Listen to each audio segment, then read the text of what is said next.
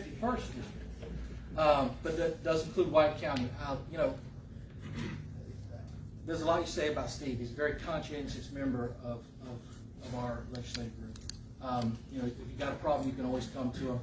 I think he really does kind of approach this with a servant's heart and someone who's trying to get things done in Georgia. I'm proud to have him as my senator. I've had a lot of elected representatives. I tell people, sometimes they'll break your heart. Steve, not yet. Still hoping that doesn't happen. But he's a good man and a good senator, and I'm happy to have him here with us tonight. So I'll turn it over to you, Steve. Thank you. Can I just stand back here and talk? You can do whatever you need to do. Oh, wait, Brian can't record me. The camera adds 10 pounds or 20 pounds? 35. 35. That's my excuse. You go with whatever you want. I need one copy. Now, I brought something tonight that I know most of you want to talk about. That's a little information on election reform. Everywhere I go, I hear it, I see it, and I feel it. As y'all know, this is the most conservative district in Georgia. The 51st Senate District is part of the 9th Congressional District, which is, I think, number 3 in the nation. Are we still number 3? And I have a feeling once CPBI does their calculations this time, we're probably going to become the number 2 in the nation based on what we've heard. We're doing good. We're up there amongst the top 2 in the nation, congressional districts. We're number 1 in the state of Georgia. And it's easy to run as a Republican because of our values, and it's easier to get support for that. I will say this, as you go across our state, and we saw that this year in the election where we lost a couple of Republican seats. The closer you get to the metro areas, the more moderate those districts are. So my job in the state Senate is easier when I'm voting my district, because when we have a red meat type issue, it's an easy vote for me. It's not as easy for some of the other Republican senators that live in more of the metropolitan areas like Roswell, Cobb County, Marietta, Gwinnett County, which is almost totally blue now. I think we have one Republican left that serves as a senator. That's a Republican from Gwinnett County. So we're seeing that shift and that change. And I say that to just say that I'm not always going to get things done down there that you want completely done to your complete satisfaction, because we're part of a team of, in the Senate there's 56 members, 35 are Republican. It takes 29 votes to pass a bill for a simple majority. It takes 2/3 of the Senate to pass a constitutional amendment now. So we're 4 votes short of a constitutional majority in the Senate. So we can't pass a constitutional amendment today without getting at least 4 Democrats to go with us. And what we're seeing so far in this session, we're only 3-4 weeks into it, are the Democrats are basically shutting down any efforts that we are trying to make progress and move legislation that would be deemed conservative in nature. They're all blocking it. So far, we've had 0 luck in getting their support in a constitutional amendment effort, which we're trying to move 2 or 3 bills forward. Over in the House, same situation. There's 180 House members in the State House of Representatives, and I believe they have 114 Republicans. Brian, is that correct? Yes. And so it takes 90 votes to pass a simple majority bill over there. So to get a 2/3, they're way short of the 2/3 supermajority. So over the last 10 years, we've seen that number decline. We've seen our metro areas become more liberal, more moderate, less Republican, and more Democrat.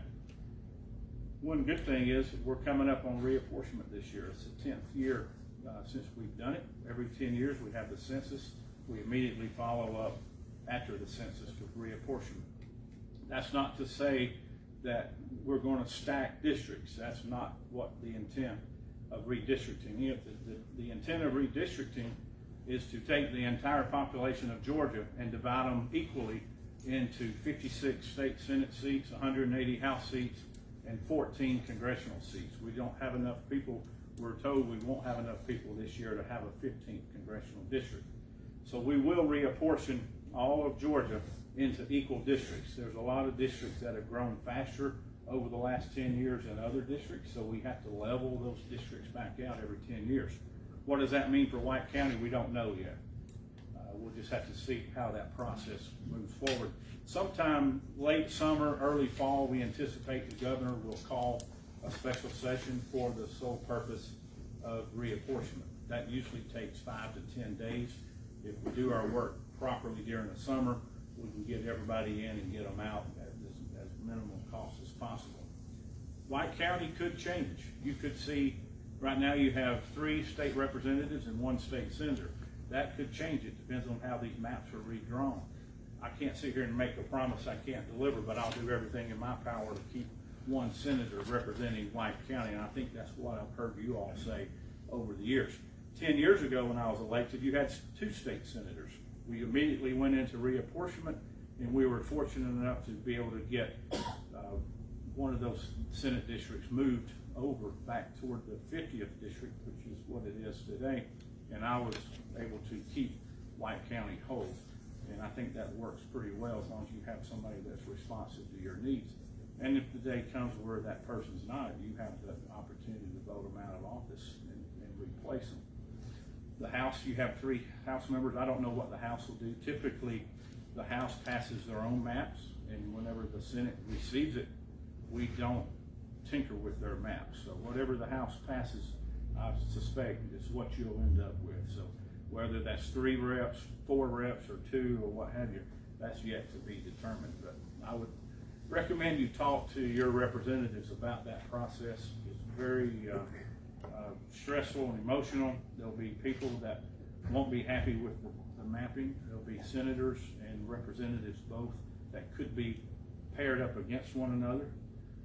So it'll be interesting to see how the demographics and the population shifts have occurred over the last 10 years. We think there'll be more population growth in North Georgia than there is in South Georgia, which tends to tell you that the districts up here will shrink geographically because there's more people living here. In South Georgia, the population has shrunk, so the districts will geographically enlarge. Same number of people in every district, just different sizes. I represent all or parts of 8 counties to include White. And that number could change. It could be 10, it could be 6 or 7. We'll just have to wait and see what the numbers reflect. So I'm not here to preach about reapportionment tonight, but that is an issue that I think a lot of you will experience over the next 8 to 10 months, and it impacts all of us. It impacts who represents you, who your voice is. We continue to see a lot of progress being made in our budget. Economically, our state's doing well. This time last year, we were going into the virus. We did not know in early February that things would turn out as bad as it did. In March, we were sent home. We came back in the summer to finish up session. When we came back in June, we were told that the budget revenues were dropping quickly, and so we responded immediately and we cut the budget by 10%. We trimmed over $2 billion out of a $26 billion budget, anticipating that the economic downfall would continue through the summer and the fall. What we didn't know is how long the virus would last. We didn't know how severe the pandemic would be, and we didn't know how severe the impact would be to the state budget and local government's budgets. Luckily, we were able to revive some of those economic losses over the summer. We saw increases in revenues over the fall. Some legislation that passed last year called Marketplace Facilitator was able to capture more sales tax on a broader basis through the internet purchases. It's not a new tax. It was basically collecting what was already due to the state. A lot of people were buying goods online and wasn't submitting the sales tax to the State Department of Revenue. That one piece of legislation alone generated roughly $900 million in revenue that was due to the state but was not formally being collected. So that $900 million able to bring revenues back into the state coffers that we normally would have not recognized. And so that helped offset some of the losses that we would have suffered even more. Education took the biggest hit in the budget cuts last year, along with every other department. Department of Transportation we cut $150, $200 million because of that. Motor fuel revenues were down because people quit going to work. They were working from home for months. And some people still haven't returned to work. They're still working from home. We're seeing a shift in work patterns. The good news is a lot of that revenue has been restored to the budget. As of last week, the Senate and the House passed an amended budget for the fiscal year, which is called fiscal year 21. The governor anticipates signing it. Actually, he signed it this afternoon at 3 o'clock. And so that restored almost all the cuts to education. I believe we're back to about 90% of funding, fully funding education in the state. We added about $92 million of additional monies to the DOT for road work that's coming from Washington through the CARES Act and some of the relief funds from there. So that restored most of the loss of revenue that we saw at the DOT last summer. Overall, the budget's coming back is about $26 billion for the rest of the fiscal year. We begin next week working on the big budget, we call it, the fiscal year 22 budget, which takes effect July 1st. And we'll see what the governor's revenue forecast is at that time. I suspect we will continue to grow at a modest rate of 2 to 3%. That's what we're seeing right now in the state budget. Unemployment numbers are low. They're down below 5%, some places even lower than that up here in North Georgia. I don't see, Terry, you know what your unemployment rate is? 2.8. 2.8%. Now before the pandemic, I think we were below 2%. 2.3. So we're getting closer to where we were pre-pandemic. So we're excited about that. We're still seeing the tourism industry suffer the most in Georgia, especially in the convention business area and the hotels in Atlanta.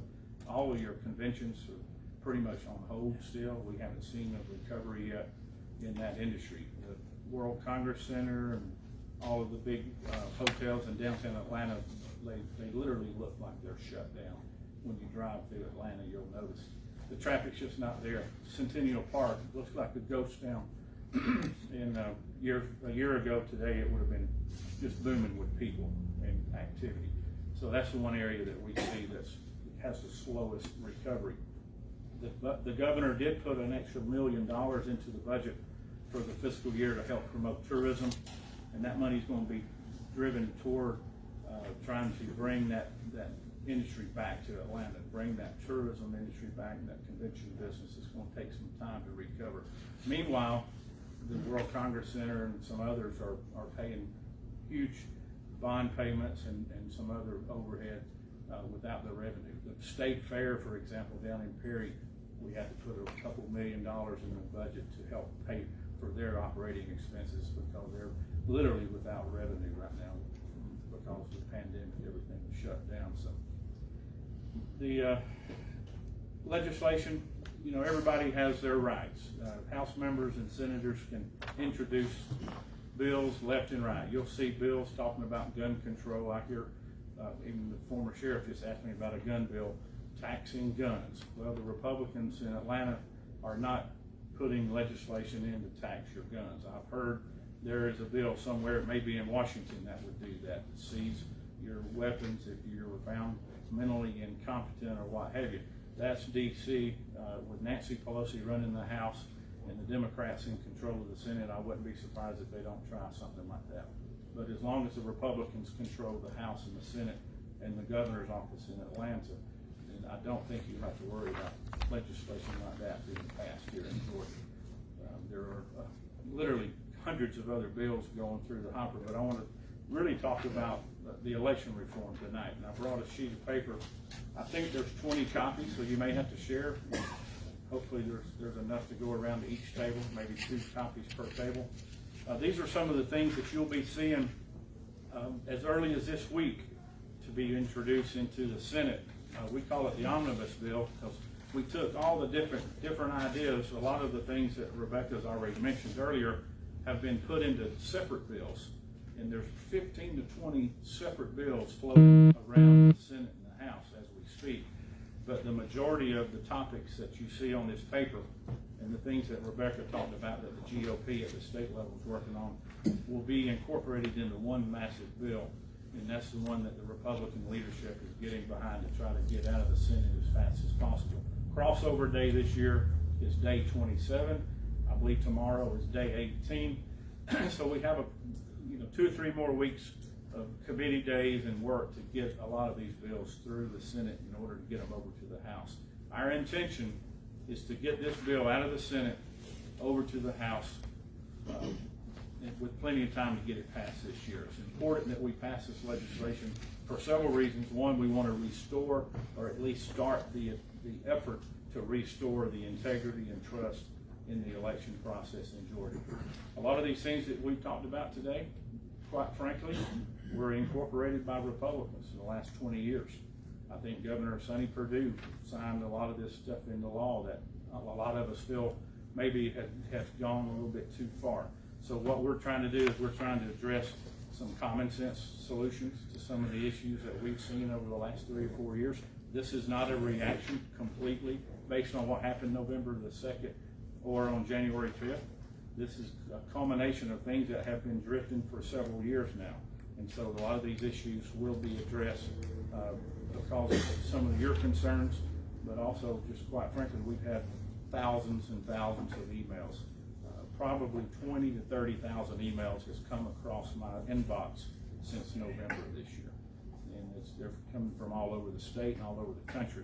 But people are concerned about what happened. There's no confidence in our election system any longer because a lot of it was dealing with absentee ballots, quite frankly.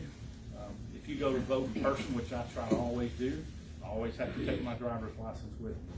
I believe you should have that same requirement if you get an absentee ballot. You should have to show some form of photo ID. And so that's an issue that we're going to have to hold our line on and we're not going to compromise on. We believe that is a fair way to do it. We want every vote to count, but only if it's a legal vote. And we want every voter, and we want every legal voter in Georgia to go vote. We're not trying to suppress the vote. We're not trying to keep Democrats from coming out to vote. We encourage everybody that's a legal voter to come out and vote on election day or during the advanced voting periods that we offer in Georgia law. So we can go through each one of these one by one, or we can stop and take questions. I'm not sure what time you want to quit here tonight, but I think there's a lot of people in the room that have specific questions they'd like to ask, and that might be a better use of our time. So who wants to go first? I'll go. Yes, sir. Hey, thank you, Senator, for coming up here and speaking, man. I really appreciate you coming out. I know this, gonna be tense getting out, meeting a lot of people all that happened. Yeah, I was one of these people that I was flabbergasted by what took place. When I went to vote, they were talking about that we would be able to have transparency in the vote, and when that machine printed out, I have a computer background. I used to fiddle with them many years, and I got my vote, and it had a QR code on it. I said, "Ma'am, what does that say?" She says, "That's I don't know." She didn't know what it was. I said, "Well, there's my vote." I said, "Yeah, but that's what the machine's reading. I wasn't allowed to use my QR reader to read that QR code. So I don't know what happened to my vote." And that flabbergasted me that my QR code, I'm being given a computer language printout of my vote, but yet I'm not allowed to read that computer printout. Right. Because I don't have the ability to. Nobody can yet. I have a QR reader. And I was like, you don't know what that says. You don't know what it said when you put it in there. Right. That's just blew my mind. The ID thing's great, but I'm in the insurance industry. I do insurance claims, and I wish you guys had security we have. We don't go around giving money to people who don't exist. I think my record in handling an insurance claim was one Nigerian that killed somebody in a wrongful death suit, had 17 driver's licenses. 17. Had a rap sheet on every one of them. We investigated 17 Georgia driver's licenses. So the ID is really good, but when you can have 17 of them with 17 different names, 17 different social security numbers, that's crazy. And when I voted up here, I noticed when I voted up here, I had one person with a Gwinnett County tag, one person with a Forsyth County tag voting in White County. If your car's registered in another county, that's where you need to be voting at. Yeah, I can't address that because I don't know who it was. But as far as the photo ID, I believe there's 2 provisions for photo ID. One, your state issued photo ID, like your driver's license, and the other one, if you don't have a driver's license, you all may know this, you may not. You can go to your local board of elections office and they'll issue a license or a photo ID, which is the state issued ID here locally in White County. I have one in Lumpkin County where I live, and I used it one time just to see if it work, obviously it did. The other thing is I know some states are getting where, you got some of the western states have two big metropolitans pretty much taking everybody's right to vote away from the entire state. Is Georgia gonna consider something like that, so Atlanta, Savannah, Columbus, Macon can't take away everybody else's vote in the presidential? I'm not sure how. Every county is getting every county counts basically, it's electoral presidential election inside the state, so that the cities don't take away everybody else's right to vote. I think they're doing it in Nebraska. I'm not sure if that's even constitutional to have like a weighted average. Maine That's how does. we used to be here. Maine does. Yeah, but Maine you splits still their have the electoral. caucus states too, right? Like Iowa still has their caucus. You know, y'all have heard of the Iowa caucus. That's the first thing everybody goes to. Yeah. You don't vote up there, you just go and caucus. You go into a room like this and everybody caucuses for one candidate over another, but each state sort of picks their own. We like the system we have as far as each voter registers to vote. You can go vote in either a Republican or a Democrat primary. We don't have a closed system here. You're not a registered Republican or a registered Democrat. You're just a registered voter. And you can choose which party you want to go vote in. We think that's a fair, open system. It encourages everyone to participate in the election process. And I just appreciate you being up here. I heard you guys, I watched on TV, you guys were talking about the round table. The only thing I said, we got Florida down south, and I told somebody, my dad always said there's two people in Florida, there's fools and there's wise men. Fools learn from their mistakes, wise men learn from the fools' mistakes. That's right. Florida's, they got it down. I mean, they Considering where they were with Gore and Bush, they've come a long way. you know what, they made the mistakes. Let me remind you that the machines that we voted on previous to the Dominion machines were made by Depot. They were obsolete. They no longer make them. Parts were unavailable. But those machines didn't even print out a paper ballot. So we listened 10 years ago. Everybody started saying we need a printout. We need something that we can touch and we can see how our votes are being cast. Before, you would just pick on that screen. You vote for Donald Trump or Joe Biden. When you left there, you have no idea what that computer is. It's written on binary digits, zeros and ones. That's all computer code is, a bunch of zeros and ones. So you had no idea what was in that machine. What the attempt was to put everything on a piece of paper. You would literally put it in the machine yourself, and it would scan it, and it would drop into a box, so there would be an audit trail. And that's the intent. If it hasn't resolved the problem yet, or hasn't satisfied everyone to their degree of satisfaction, we need to keep working on that. I don't know about the QR readers. I don't know if there's fraud in that or not. I've heard a lot of things on Facebook, social media. I'm not there yet as far as somebody having total control of all of Dominion machines. There is a lawsuit outstanding. Dominion is suing a bunch of the people that have been making those allegations. So good thing about that is there'll be opportunities for depositions, and we'll be able to see what those depositions produce as far as the results of those. So, my thing was I couldn't read my QR code. They wouldn't read it there, so I had no idea what it said. I looked at my ballot and I looked and make sure all the names, make sure I voted for myself. That's where they QR code. Oh, I understand. Yeah, it's a good question. What's tabulated, the actual printed out ballot or the QR code? What's the machine The reading? QR code probably, because that's what the computer reads. Yeah. The printout of my name or your name on there is just for our benefit. Yeah. But it's the zeros and ones that's doing all the Well, when we tabulating. did the recount, they didn't count the QR code, they counted the. Correct, that's right. So Because the they're not QR computers. code, I mean, since the hand count, ballot of the paper ballots came out the same as the QR red code, So we can probably talk about this computer business all night long, Yeah. but until somebody does a forensic scientific audit of some of these machines to prove that they're tampered with, then we'll never know. There's people in North Georgia College, they have an incredible program over there, and the Georgia Cyber Academy and Georgia Tech that have the capabilities of looking into that. And I've asked a question as why don't we turn these programs over and look at some of these machines, just go into them one by one until we're satisfied that whether they can or can't be tampered with.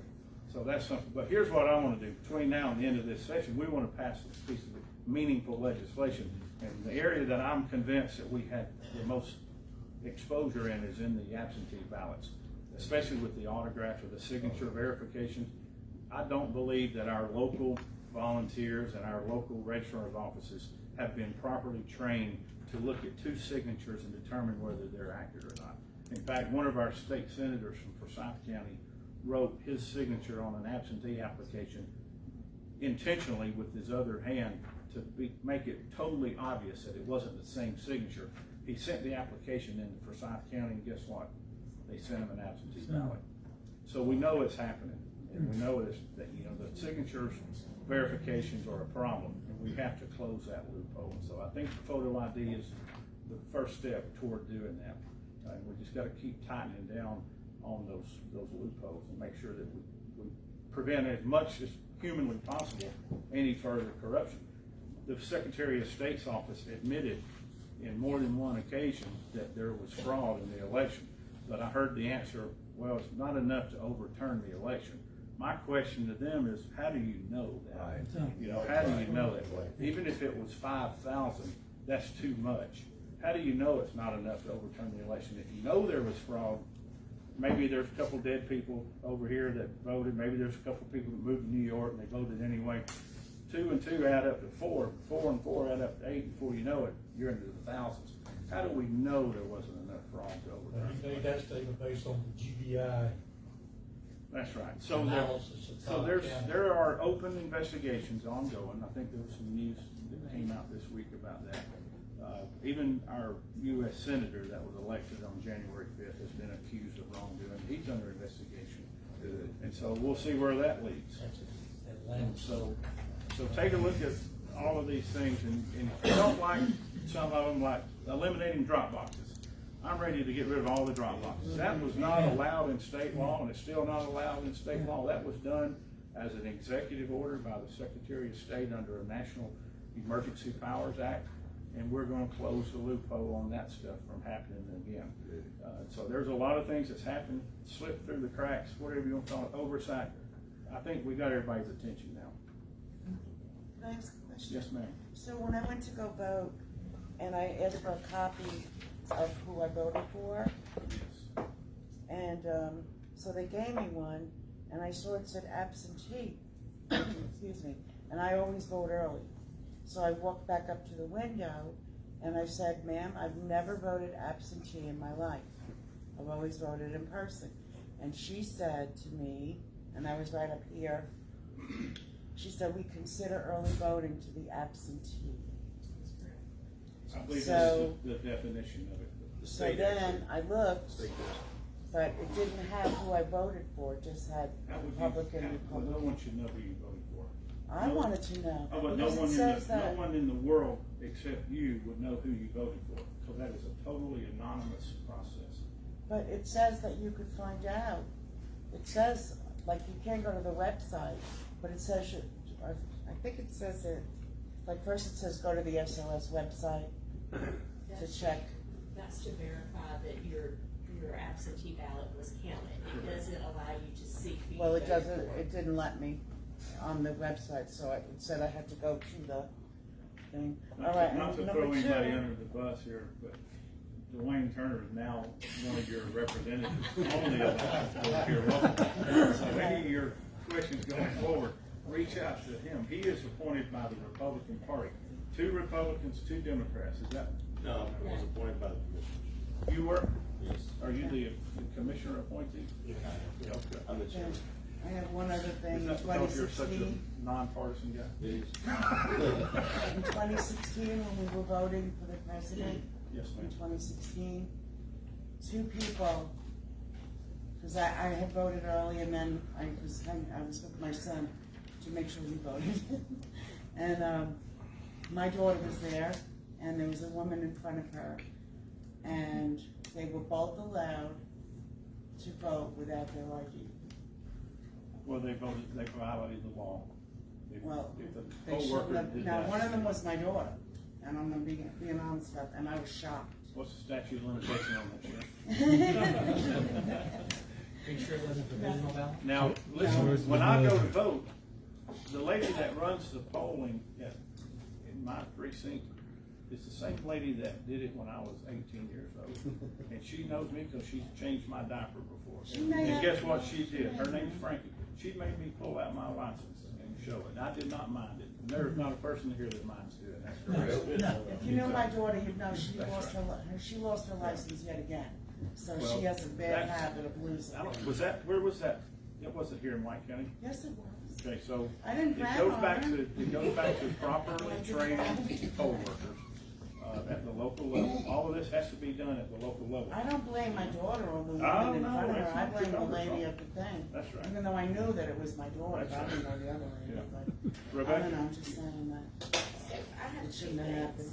One of the things is. You have what? I'm sorry. I have two things. Okay. So one of them is that in this litany of lists that the Georgia Senate Republican Caucus is looking at, I would also like for you as a body to look at uniforming the way county elections offices are run across the state. And so let me tell you what I mean. When I'm here in White County, I know how Lisa Manning runs our elections office here. But it is not the same way that it is run in Stevens County, nor is it the same way that it is run in Chatham County, or the same way that it is even run in Cobb County.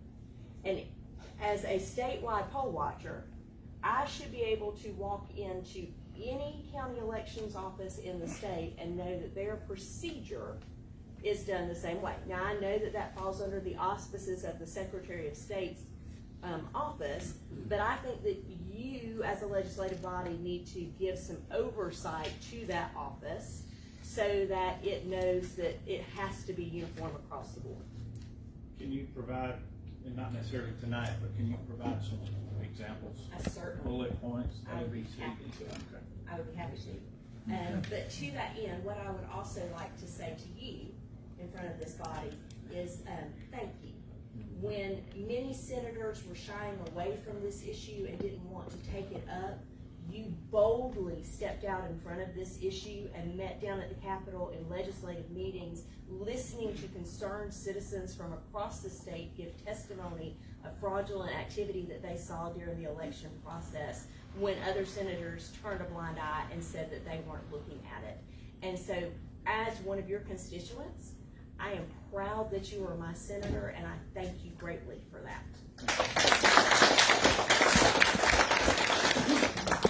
See, now, he's getting ready to ask me a tough question. But before I recognize him, let me tell you one other thing that we're working on.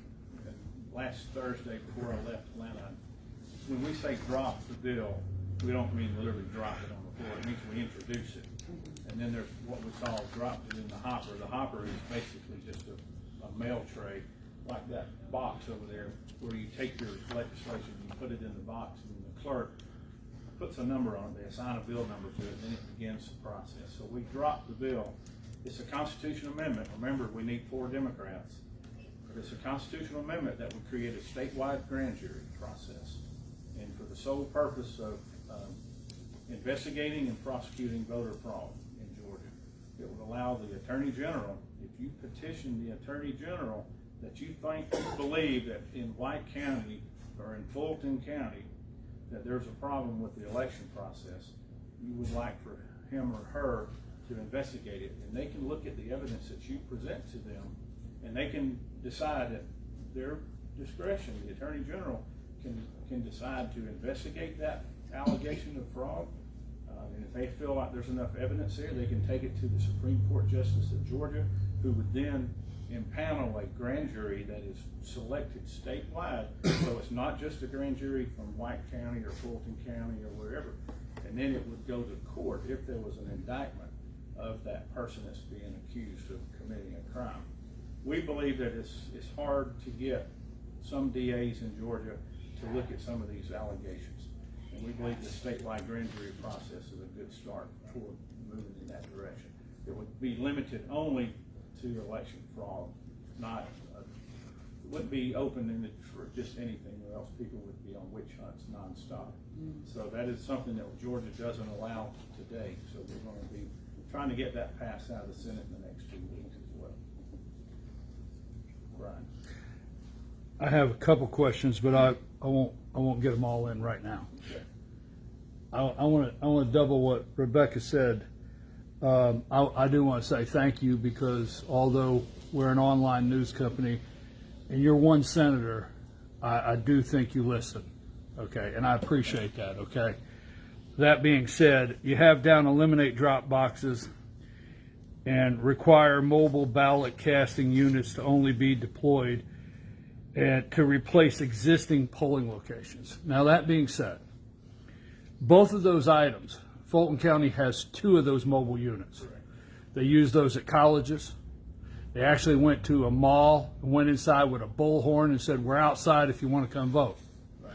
Now, the drop boxes between Gwinnett County, don't take this wrong, I just want to emphasize the seriousness of it. Between Gwinnett County, Fulton, Cobb, Clayton, and DeKalb, about 150 of these drop boxes were out there.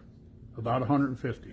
Now, both of those mobile units and the drop boxes were purchased with grant money from Mark Zuckerberg. Now, it all ties together. That's where they were purchased from.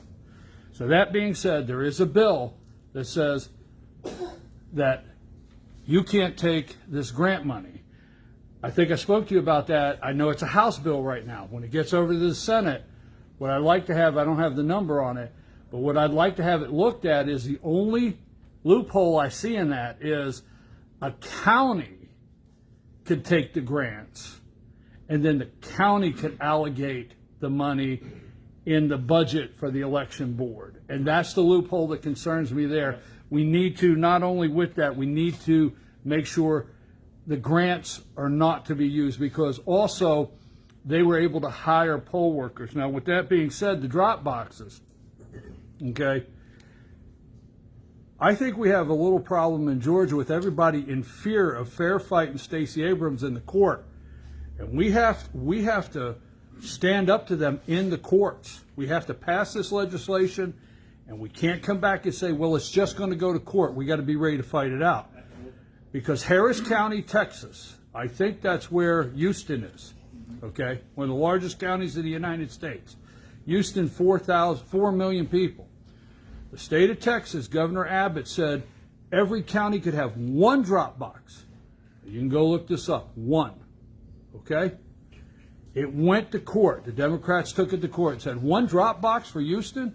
He said yes. It went to the appeals court, the federal appeals court. The federal appeals court upheld the governor. Harris County got 1 drop box, not 150 in 4 counties like we did. So I'm sorry that might be more of a statement, but what I'm saying is we need to hold the line on those right there if we really are looking I at. agree with that. Let me address one thing you talked about with the mobile units.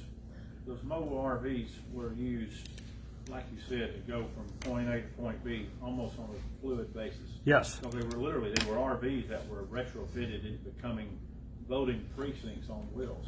Now, the only reason I see that we would ever need that is, for example, when Southwest Georgia got hit by the tornadoes and hurricanes, completely wiped out city government buildings and county government buildings. Voter precincts were gone. If that happened the week before the election, you would have to be able to mobilize some kind of a portable unit there in order to have those elections. That bus is now precinct 92. That's right. So that Right. would be that purpose. It would be used for, but only if it was identified as a voting precinct by the county permanently, not as a temporary one for 12 hours today and 12 hours tomorrow, you're moving it somewhere else. We would not allow the counties to move them from point A to point B. They would have to be assigned to a permanent voting precinct by resolution.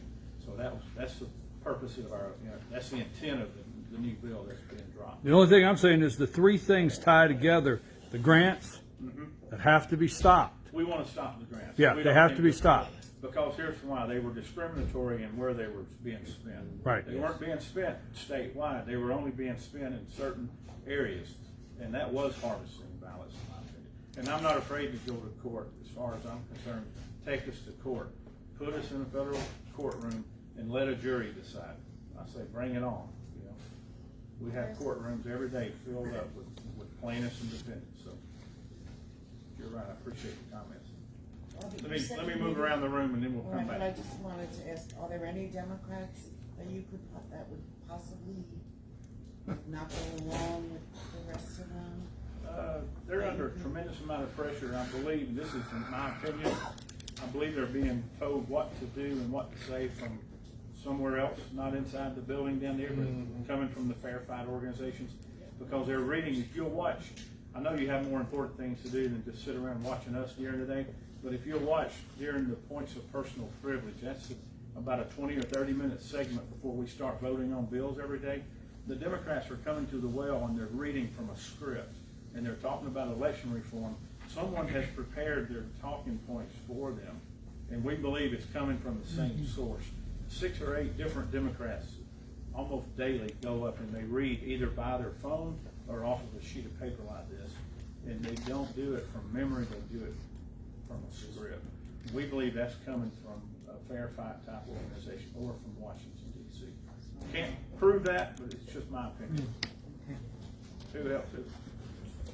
I don't see in here a minimum residency requirement before voting, That's already in the state law. but was that something that you're gonna look at?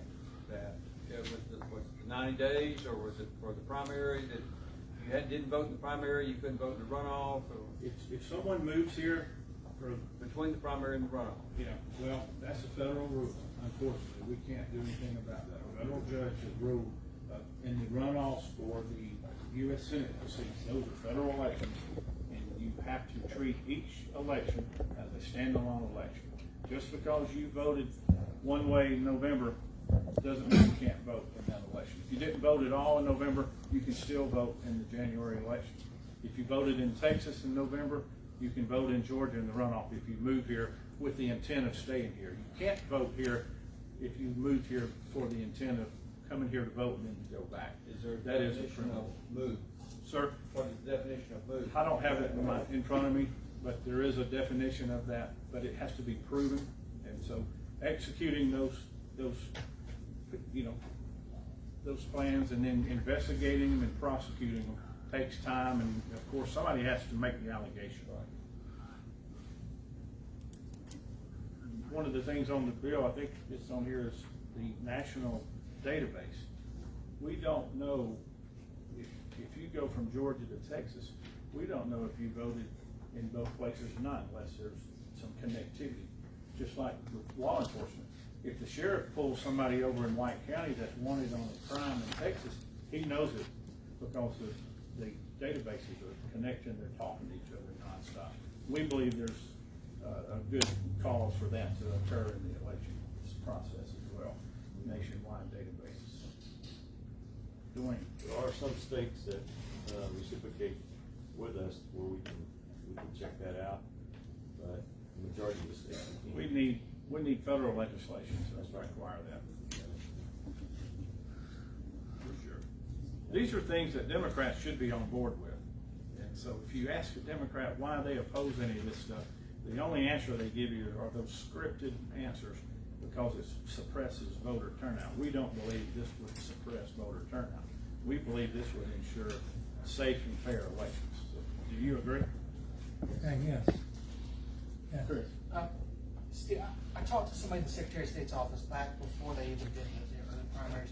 And one of the concerns that they actually had was because of COVID, they wouldn't have enough trained workers in the polls to handle even the election in person, election day.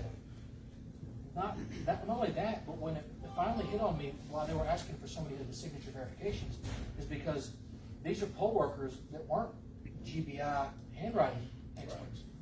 And people were just hitting X's and dots as their signature on the outside of the ballot application. And these were coming in by the thousands. There was no way we had trained poll workers that could look at those signatures and match them to legitimate signatures. And what are we doing, if anything, to try and tap that down? I mean, we're not going to give people handwriting lessons. We're not going to train poll workers to require photo IDs Okay. for those ballots. For the ballots. For the application to be turned in, it'll have to be accompanied with at least one photo ID. How do you I would like to see us go beyond that and go to a notarized form. Yes. Anybody in here borrow money from a bank recently? Jeff, don't they require a notary public on those applications when you borrow money from a bank? I did about 7 or 8 years ago when I worked there, but I Right. haven't been back in since. So if you have to notarize your signature to borrow money, you ought to have to do something to guarantee you are who you say you are when you send in an application for a ballot. Especially if you're not there in person to ask for it. You were talking about, showing your ID. A lot of folks in here remember Miss Willie Mae Humphries, who taught me in the second grade and the third grade. Went to church with her at Moss Creek Methodist Church. Plowed a garden in the summertime, or springtime, and scraped the snow off the driveway in the wintertime. When I'd go vote, what's the first thing she'd say? Need to see some ID. And when you transfer a piece of real estate, don't you have to have a Yes. witness on it? Oh, yes. Senator, and not to go back to what I said, but it was in the news, I think, this summer. They found some Chinese people coming into America with suitcases full of American driver's licenses. So the IDs, what good are they when you can mass produce them? Well, I don't know the solution to that, other than unless you want to go to a fingerprint. Well, and that's. You Go know? try to get go try to get a fake gun permit, Right. carry permit. That ain't Right. happening. Did you get your question answered? No, sir. Why don't you Go ahead. and then we'll come Yeah, back go to ahead. Brian. Senator Gooch, you covered most everything that I had, so just instead of asking a question, make the statements that, yeah, I agree with everything you were saying on this. I love this. We know who asked for an absentee ballot, which is what you're saying. Know who's asking for it, and know who sends it in. Right. And both of those things you've covered right there. Observation of all the polling counting areas, which is what Rebecca referred to a while ago. We've got to have state authorized people that are empowered, that they can stop somebody and say, I've got to see what you're doing, and that are on the table, not standing across the room, right, Rebecca?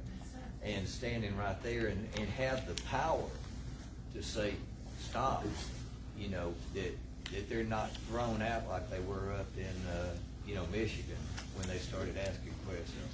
Somehow, and especially in the metro areas, but all around the state, and enough representation in the metro areas that they're empowered, that they can stop it, they can lock it down right then, and nobody moves until, their questions are answered. But, let's say you covered all these things, and, on our metropolitan areas, a couple of meetings ago, the gentleman we had here at that time pointed out the minority population of the state of Georgia. We have got to reach the minority voters. Trump was doing a real good job in reaching out and convincing that the Democrat Party is not there to help them. We've got to convince these voters somehow as conservative Republicans that we are giving them a better opportunity. And not free stuff, opportunity. That's the whole thing that Trump tried to do, is opportunity. The last thing, you covered all these things. I appreciate you being here, and I appreciate the in-depth answers that you're giving to us and what you're fighting for. Last thing has nothing to do with the Are you election trying to process. incite riots by using that? Yeah, we'll all be in re-education You're camp. locked up tonight, Sheriff. Oh, my last thing had nothing to do with the election. This is something that you personally have worked on before, that I'm aware of, that Governor Deal really pushed a lot to when he was there, is improved internet signal for our county here. We could use a really good boost in some internet signal up here. Is there anything? Well, actually, there's still a lot to be done in that area, but we're making progress. We've passed two different pieces of legislation in the last 4 years, SB 402 and then SB 2. The most significant impact that we've made so far is to authorize the EMCs to get in the broadband business. Prior to 2 years ago, Georgia law didn't allow an electric membership co-op to get into the broadband internet service, but they can today. And what we're seeing with that are partnerships being formed over in Gilmer County. Amicalola EMC has just signed a partnership with the LJ Telephone Company, and they're going to expand several hundred miles of fiber optic cable through their network all the way over into Lumpkin County. In fact, it's going to come through part of North Lumpkin County, provide fiber to the homes. Down in Middle Georgia, just last week, we announced a $200 million project between two EMCs and a couple of private companies that have come together and they formed an effort to get broadband to 80,000 homes and businesses, and without $1 of tax money being spent on that. It's a $200 million investment. There's several billion dollars of Fed monies. It's called RDOF. It's Rural Digital Opportunity Fund. That's going to be sent out all over the U.S. Georgia has just received $300 million of that money for broadband deployment as well. And so that can be spent by the private companies or the EMCs. And so there's a lot in the works with that. So I would tell you to be patient. The North Georgia Network is here in White County and Habersham County and parts of 7 or 8 other counties. They're already expanding into a lot of the neighborhoods and the communities and businesses are already hooked up to it. Trailwaves, is that the name of the company that provides the service? That's part of the North Georgia Network. And that was part of a $34 million project that we started 12 years ago when I was county commissioner in Lumpkin County. And so there's a lot of work to be done. We estimate that it's going to require close to $1 billion to fix it, to get Georgia, rural areas more connected to the internet. Right now, if you're using a copper wire and a DSL box, you're getting 2 to 5 megabits per second of speeds. You need to be at least 100 or better.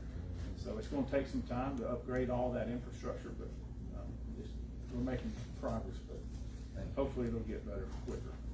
Yes, sir. Give me the hook. I know one quick question there, Senator.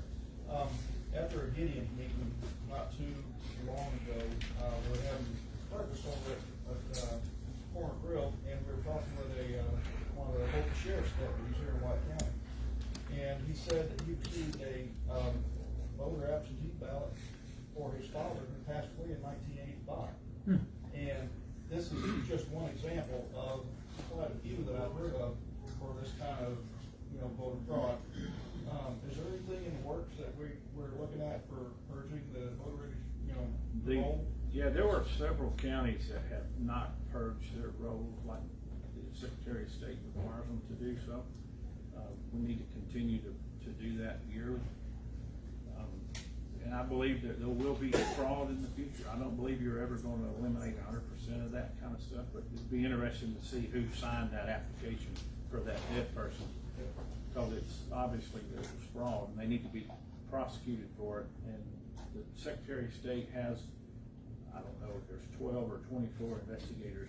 They're post-certified police officers for that purpose. And so I know they're out working some of those claims now, and there's literally hundreds, if not thousands, of those allegations out there. So, Thanks, sir.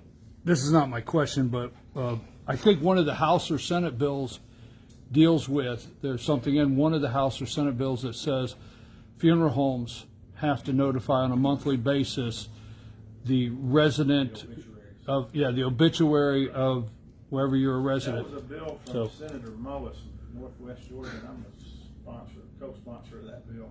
Oh, I thought it was something. I don't remember. That wasn't a setup. No, I don't. That was not a setup. But wait, I have a question. That may be difficult to enforce, but I understand. we want to get the conversation going. Right. What can we do to make sure we're capturing? Why would it be hard to enforce? To get all of the deaths by the funeral homes turned in. They have to report it to the Social Security Administration. They have Right. to, well, they go to the Secretary of State's office now, but we're in the middle of negotiating on that. Let me- But my question is, and I know we got to close, and I want to thank you. Okay, most of this, and you said this could put us in a secure, safe, and free elections. Most of this addresses absentee ballots and so forth of the concerns of the metro counties of where we think the problem or fraud may have been in Fulton. That's what this addresses. But I don't see any bills, and let me say it like this, I don't see any bills that restores machine voter confidence. And when I say that is I don't see any bills that restores confidence in the machines or addresses the machines, because in the runoff, which, people, I'll say it publicly, I went back and voted on the machine. I had concerns, but I went back and voted in the runoff, okay? But as we well know, we'll just use the number of 100,000, but we well know within the 9th district and the 14th district, okay, people didn't go back. Now, it's absentee ballot was not our problem in the runoff. It's the physical go back. So this doesn't address the voter confidence to the machine. Now, Republicans, because we're at a Republican meeting, even if we fix all the absentee things, the issues in Metro Atlanta, if people don't go back in our strong areas, then this is irrelevant. Now, my question is, first of all, like Rebecca said, I appreciate the senators that got together, that held open conversation, but you were not in session. So to restore confidence, is there anything going to be brought up about the machines? And two, do you not have the power now that you're in legislative session? Do you not have the power to ask for a forensic audit in Fulton County? Because I'll tell you, that'll go a long way of putting confidence. We're in North Georgia. So, I mean, I don't know, you understand where I was going with that? Because if we don't get people to go back, this is irrelevant. That's right. That's just my opinion. I'm sorry. I give. Good. Let me just say one last thing. As we start to move through this period for the next 6 to 8 weeks, we hope to be out by March 27th. So all this has to be done by then. It's going to be rough down there, and it's going to get rough on the internet. Even back here in White County, I think the Republicans carried this county about 83 to 85%. There's still a lot of Democrats that are going to be loud on social media. We have to engage on social media with these people that are going to say we're trying to suppress the vote. We're not trying to suppress the vote. Nobody in this room wants to suppress the vote. We need to push back on those allegations. When you see that on social media, it's different for us elected officials to say it, because they don't, people don't trust what we say or what have you. But you, as a citizen of White County, engage in those conversations. You don't have to get nasty with them. They may get nasty with you, but just politely tell them why you feel the way you do, and let's engage in a peaceful disagreement on it. But we can't let the minority out-talk the majority. And I believe the majority of the people, I know the majority of the people up here believe that there was fraud in this election. And we have to continue to work to restore the confidence in our system and of our election process. So I'm always available to you. If you want to call me or send me a text or email, please do so. It's hard to take phone calls during session. Some of you have my personal cell phone number. You can text me anytime. It's easier for me to respond while I'm sitting in a meeting than it is to take the call. But thanks for letting me be here. And if I haven't already told you, thank you for electing me in November to represent you for 2 more years. I appreciate your confidence in me, and I hope that I'll continue to earn your votes if I run again in the future. But thank you for having me here tonight.